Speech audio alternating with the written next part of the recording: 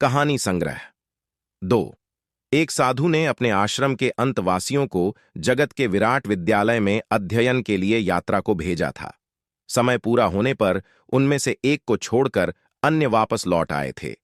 उनके ज्ञानार्जन और उपलब्धियों को देखकर गुरु बहुत प्रसन्न हुआ। वे बहुत कुछ सीख कर वापस लौटे थे। फिर अंत में पीछे छूट गया युवक भी लौट आया। गुरु ने उससे कहा, निश्चय ही तुम सबसे बाद में लौटे हो, इसलिए सर्वाधिक सीख कर लौटे होगे। उस युवक ने कहा, मैं कुछ सीख कर नहीं लौटा हूं, उलटा जो आपने सिखाया था वह भी भूल आया हूं। इससे अधिक निराशाजनक उत्तर और क्या हो सकता था। फिर एक दिन वह युवक गुरु की मालिश कर रहा था।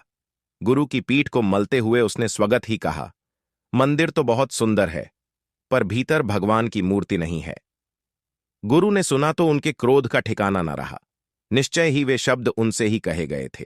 उनके ही सुंदर शरीर को उसने मंदिर कहा था। गुरु के क्रोध को देखकर वह युवक हंसने लगा।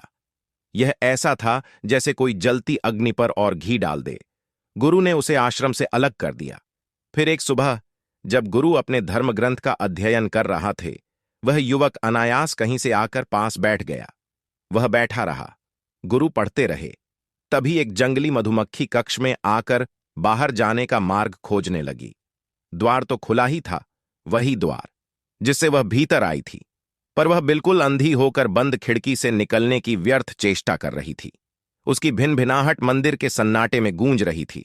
उस युवक ने खड़े होकर जोर से उस मधुमक्खी से कहा, ओ ना समझ, वह द्वार नहीं, दीवार है। रुक और पीछे देख, जहां से तेरा आना हुआ है द्वार वहीं है।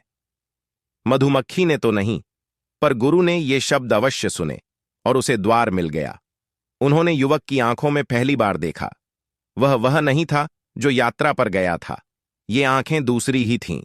गुरु ने उस दिन जाना कि वह जो सीख कर आया है वह कोई साधारण सीखना नहीं है। वह सीख कर नहीं कुछ जानकर आया था।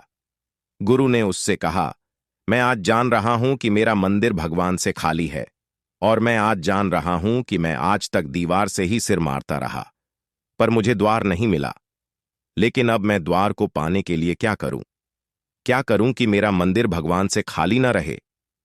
उस युवक ने कहा, भगवान को चाहते हो तो स्वयं से खाली हो जाओ। जो स्वयं भरा है वही भगवान से खाली है।